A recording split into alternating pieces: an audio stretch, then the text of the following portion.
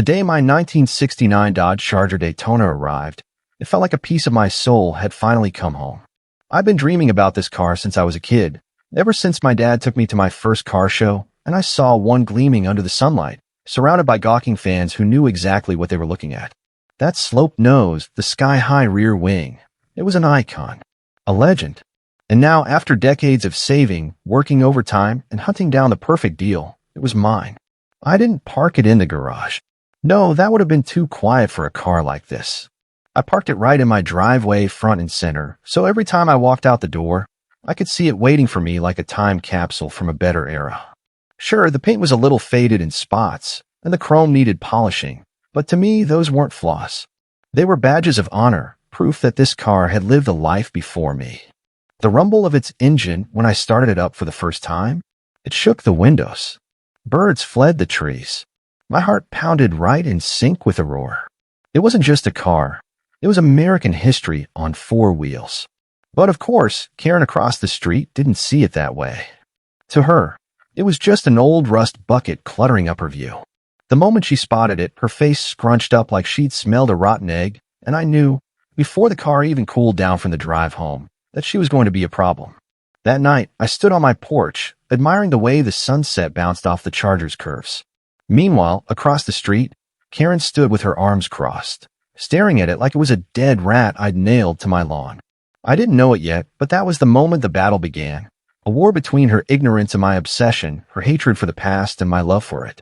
And trust me, the car wasn't going anywhere. The very next morning, before I even had my coffee, there was a knock at my door. No surprise, it was Karen standing there with her clipboard, her phone out, probably already halfway through a complaint email to the HOA. She didn't even say good morning. Instead, she jabbed her finger toward my driveway like she was accusing me of burying toxic waste on my property.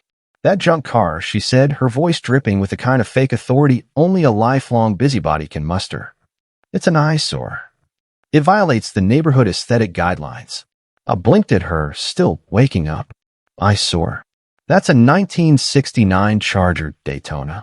I said it like the name alone should command respect, because it should. Karen's face twisted, like I just said a foreign curse word. Whatever it is, it's rusted. It's old. It's clearly abandoned. This neighborhood has standards. She didn't care that this car could probably sell for more than her entire house. She didn't care that car enthusiasts would kill to even touch the hood. All she cared about was her precious view, and the fact that my piece of history didn't fit into her HGTV daydream version of suburban perfection. She actually handed me a printed notice, not official from the HO, mind you, just something she made on her home printer, bold font and all, saying, "Remove junk vehicle immediately or face report to HOA compliance." I should have been mad, but honestly, I laughed right in her face. Karen, this junk car is worth more than all the SUVs on this street combined. Her jaw tightened. She wasn't used to being challenged. And that's when I realized this wasn't about a car. This was about control. Karen couldn't stand the fact that someone wasn't bowing to her self-appointed authority. I took the notice, crumpled it into a ball right in front of her, and tossed it into my recycling bin. Have a great day, Karen. And with that, I shut the door, leaving her steaming on my porch. But I knew this was just the opening shot. She wasn't done. Not even close.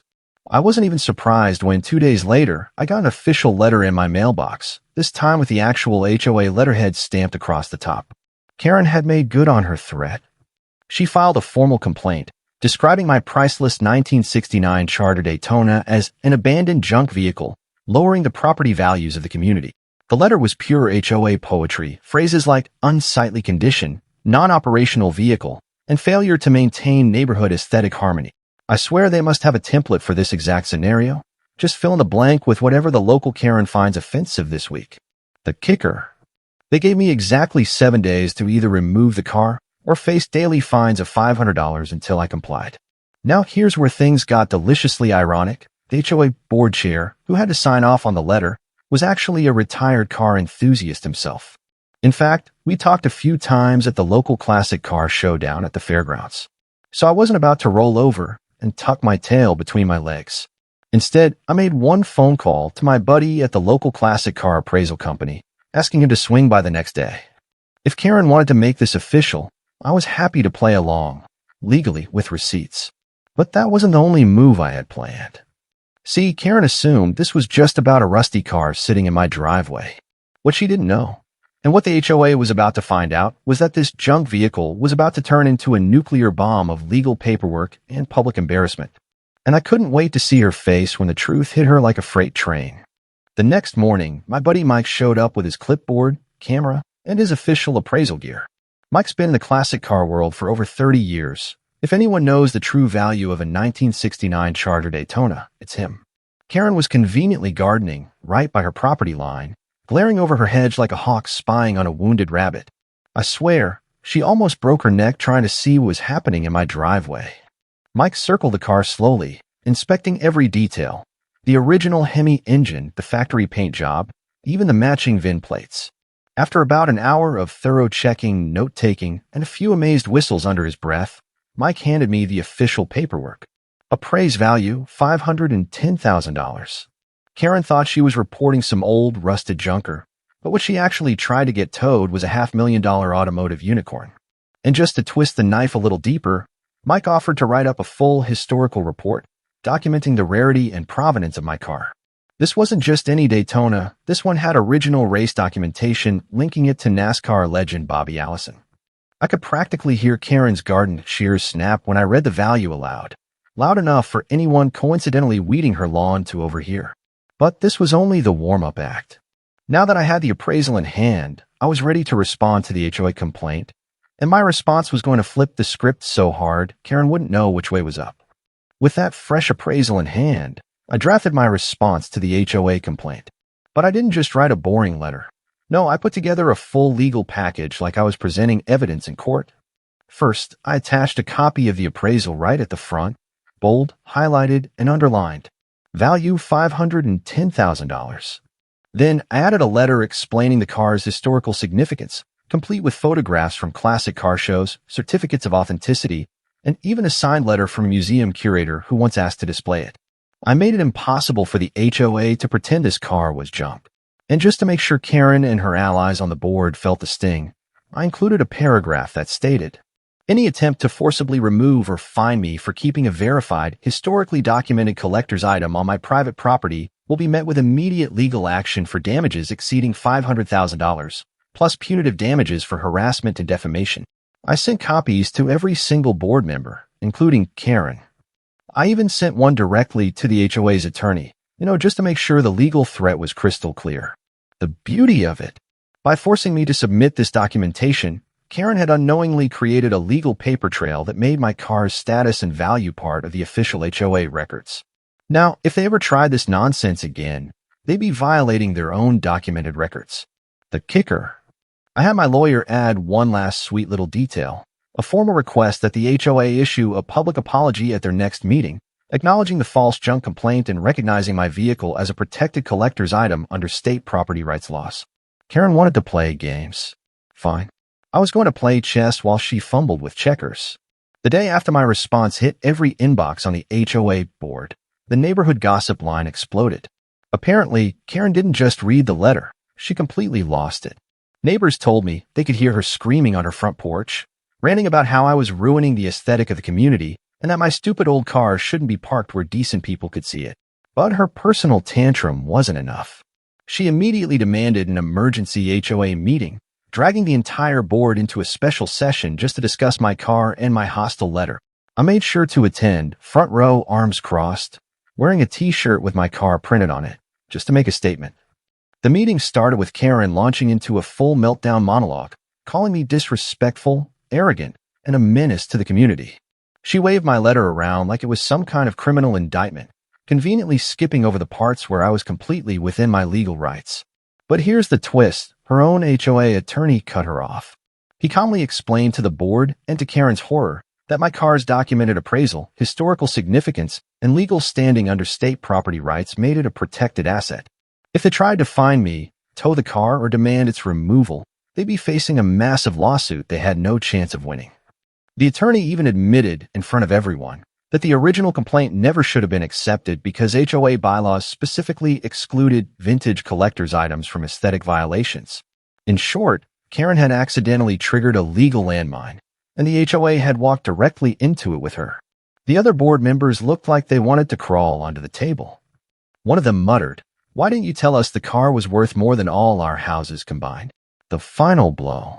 The attorney recommended they drop the entire matter and issue the apology letter I requested, not just to cover their backs legally, but to publicly acknowledge the HOA's error. Karen's face turned 6 shades of red, but for once, she was completely speechless. Walking out of that HOA meeting was one of the most satisfying moments of my life. Karen had gone in thinking she was about to humiliate me in front of the entire neighborhood, but instead, she got legally body slammed in front of all her friends. But I wasn't done yet. Not even close. You see, I knew Karen's type. People like her love to control everything. It wasn't just about my car. It was about power. She couldn't stand the fact that someone like me, someone who didn't fall in line with her perfect neighborhood vision, was pushing back and winning. So I decided to turn my victory into a public celebration. That weekend, I rolled my classic car out of the garage, gave it a fresh polish, and parked it right on my front lawn, shining like a jewel under the sun. Then I invited some friends from my local classic car club to swing by for a little impromptu car show, right there in the middle of our so-called prestigious community. Picture this. Engines revving, chrome reflecting the sunlight. Neighbors wandering over to admire the vehicles, snapping photos. People laughing, enjoying cold drinks, and talking shop about classic restoration. It was a scene straight out of a vintage car magazine. And the best part? Karen had to watch the entire thing from her front window, unable to do a single thing about it. She stormed outside at one point, arms crossed, muttering about how this was disturbing the peace. One of my buddies, who's a retired state trooper, just smiled and said, "It's a private gathering on private property. Want me to explain the law to you?" Karen stormed back inside, but I could see her peeking through the blinds the whole time. Then, to top it off, I did something that sealed her fate forever. I framed the HOA's formal apology letter, the one they were forced to send me, and hung it right next to my front door, so anyone who visits my house sees it immediately. It's not just a letter. It's a trophy, proof that no matter how much Karen plots, she'll never beat me on my own property. After the car show, I started thinking, if Karen was so obsessed with my car being junk, what skeletons was she hiding in her own backyard? So I did a little digging. And oh boy, did I hit the jackpot. Turns out Karen's property was violating multiple HOA rules, the very rules she'd been trying to use against me. Here's what I found. Her fence was 3 inches too high, a violation she conveniently ignored. Her front lawn landscaping didn't meet the approved plant list the HOA requires. She had an illegally installed above-ground pool tucked behind her house, completely against the community code. And best of all, she had a rusted, non-functional RV sitting in her side yard, the very definition of the junk vehicles clause she tried to accuse me of violating. The level of hypocrisy was almost impressive. This woman was basically the queen of violations, but she had the nerve to call out my fully restored, insured, and perfectly legal classic car. I wasn't about to let that slide. I documented everything, photos, timestamps, the whole 9 yards. Then I submitted a formal complaint to the HOA board, citing each and every violation in excruciating detail, backed up by their own rules and bylaws. And here's the twist. Because I had been wrongfully accused and had already won my case, the HOA legally had to investigate my complaint, meaning Karen couldn't block it or sweep it under the rug. When she found out her own name was on the violation list, you could hear her scream from 3 houses down. It was poetic justice, the kind you can't script even if you tried. And the funniest part, while she was busy spying on me, she never saw me spying on her. Would you like me to roll into point 9, Karen's meltdown at the emergency HOA meeting? This is where it gets even messier. The fallout from my complaint happened faster than I expected. Within 48 hours, the HOA called an emergency violation hearing, and Karen was required to attend. Now, normally these meetings are boring, just a couple board members reading off fines and asking homeowners to comply. But this time, it was a spectacle. I showed up early, sitting right in the front row with a folder thicker than a legal textbook. Every violation, every photo, and every timestamp neatly organized and ready to present. Karen stomped in, already furious, probably thinking this was going to be her chance to scream at me in front of the board. But the moment she realized the meeting was about her, not me, her face turned a shade of red I didn't even know was humanly possible. The HOA president opened the floor by reading the list of violations, fence too tall, unapproved landscaping, illegal pool, and that rusted RV. And as they read each one, Karen started losing it. She interrupted, shouting about how it was all a lie.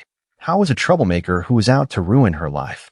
She called me a snooping freak and even accused me of stalking her property, which was hilarious, considering she had been peeking through my fence for years. But the best part? The board didn't care. Because the violations were real, the photos were clear as day, and the rules were right there in the HOA handbook, the same handbook Karen had tried to weaponize against me. For once, the HOA was actually on my side, and watching her realize that was delicious. At one point, she screamed that the rules don't apply to her because she's been a resident for longer than anyone else. That line alone got a few gasps and a couple laughs from the audience. By the time they finished reading the violations, she was practically foaming at the mouth, shaking, shouting, even threatening to call her lawyer, which was funny because if she had a lawyer, it probably would have told her to shut up. The board officially gave her 30 days to fix everything, or face thousands in fines and possible legal action. As I walked out, she spun around, pointed her finger right at my face, and said, "This isn't over." I just smiled and said, "No, Karen, it's just getting started." Karen didn't take the HOA's decision well. She thought that her time in the neighborhood gave her some kind of untouchable status, and she wasn't about to let me get away with winning in front of everyone.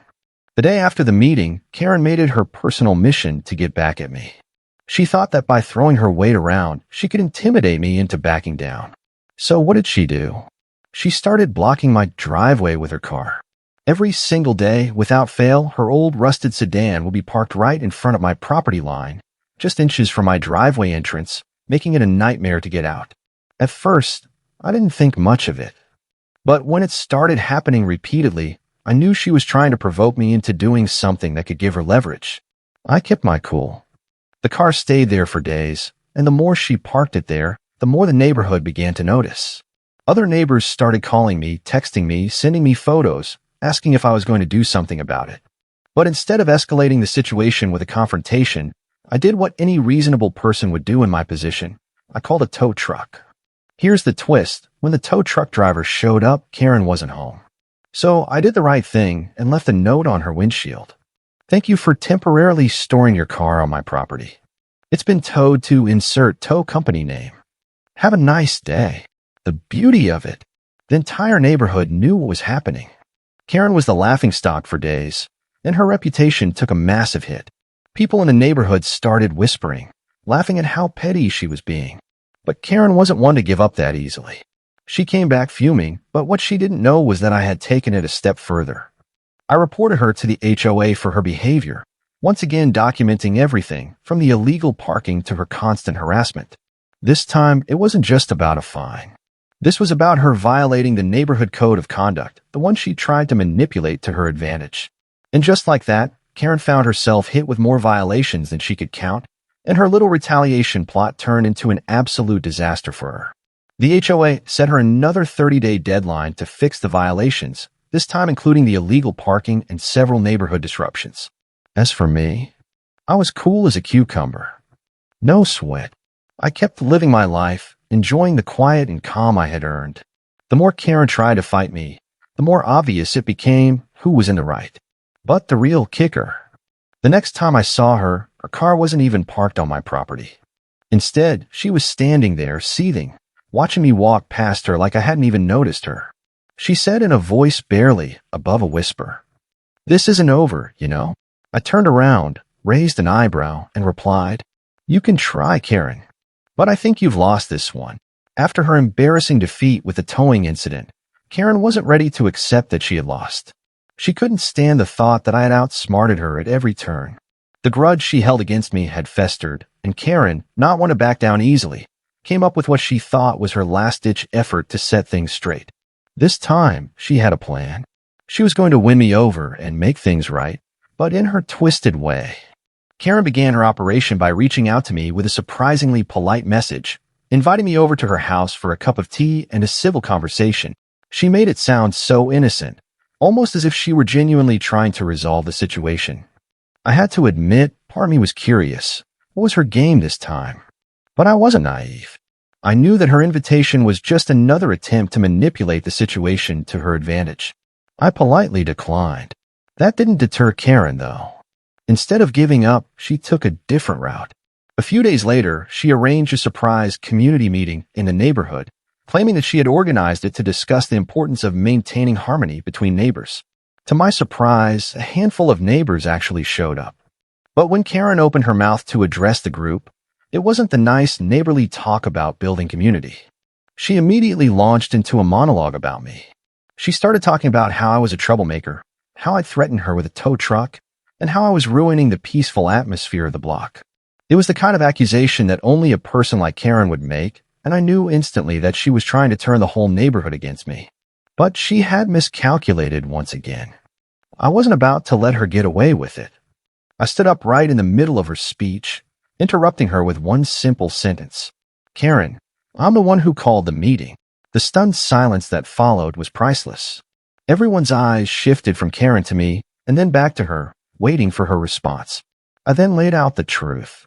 I told the neighbors the real story, how Karen had been harassing me, how she'd broken HOA rules time and time again, and how I had simply acted in the best interest of our peaceful neighborhood. I explained that this wasn't about petty disputes. This was about respecting boundaries and acting like adults. The crowd was completely silent at first, processing what I had said, but then something remarkable happened. A few neighbors, who had been quietly watching from the sidelines, stood up and started to speak in my favor. One by one, they spoke about how they had seen Karen's behavior firsthand, how they had dealt with similar issues in the past, how they respected how I had handled the situation with dignity and calm. It was a turning point. Karen's community meeting backfired. Instead of being the chance she'd hoped for to turn everyone against me, it became the moment when the entire neighborhood saw her for what she truly was, a manipulative troublemaker. To make matters worse for Karen, the next morning, I took one last step. I filed an official complaint with the HOA against Karen, outlining all of her violations of the neighborhood code, her attempts to intimidate and harass me, and the false accusations she had made. By now, everyone knew that Karen's days of running the show were over, and I wasn't about to let her get away with ruining the harmony of the neighborhood I loved. Karen didn't have any choice but to face the consequences. And as for me, I continued to live in peace, my classic car proudly sitting in my driveway, and a growing sense of satisfaction knowing that justice had prevailed. After Karen's community meeting disaster, it was clear that her reign of terror over the neighborhood had come to an abrupt end. But I knew there was more to be done. It wasn't just about surviving her attacks. It was about ensuring that she would never have the power to manipulate or damage the peaceful atmosphere of our community again. I knew that public shaming would never be enough to teach Karen a lasting lesson. She needed to face real consequences for her actions, and I wasn't going to stop until I had solidified my victory. I went back to the HOA with a detailed report on all of Karen's past violations. It wasn't just about her harassment. Karen had continuously pushed the boundaries of the HOA rules, from messing with people's property to ignoring the bylaws that governed our community. I even included several witness statements from neighbors who had grown tired of her bullying tactics. But I didn't stop there. I realized that Karen had been violating HOA guidelines for years without any real repercussions, so it was time to go one step further. I brought in a local lawyer to help me draft an official complaint about Karen's consistent abuse of power. Together, we filed a formal complaint with the city's zoning board, explaining how Karen had continuously undermined the community rules. But the cherry on top was the final blow. I knew that Karen loved to flaunt her supposed influence and make everyone believe that she was the one in control. So I waited for the perfect moment. I got in touch with a few longtime residents who had been disillusioned by Karen's behavior. We all agreed that it was time to take action. In the next neighborhood meeting, I presented my case. Not only was I armed with the proof of Karen's violations, but I also made a shocking revelation. I brought up the fact that Karen had been using her influence to push forward projects that benefited only her and her select few friends, projects that violated the very essence of the community's values. I went over the legal documents and permit requests she'd submitted, proving that Karen had used her position to manipulate situations for personal gain. The room was in uproar as people started to realize just how much damage Karen had done, all in the name of trying to control the neighborhood. The HOA board had no choice but to take immediate action. In the end, Karen was fined for her continuous violations of HOA rules and forced to reimburse the residents she had wronged. It was a public victory and the final nail in her manipulative coffin. But the sweetest revenge was when I stood there, knowing that not only had I exposed her for who she truly was, but I had also helped restore order and harmony in our neighborhood. The irony wasn't lost on me either. Karen had tried to crush my spirit, intimidate me, and destroy something I loved. But in the end, it was she who had been crushed by her own actions. She was left alone, disgraced. And in the end, the classic car that she tried to ruin was now a symbol of my victory. It was sweet justice. Not only had I protected my beloved car, but I had also restored peace to a place I called home. The neighbors respected me for standing my ground, and Karen's reputation was forever tarnished. As I drove my classic car through the neighborhood with the sun setting behind it, I knew I had finally won, and Karen's last attempt to take me down had failed spectacularly.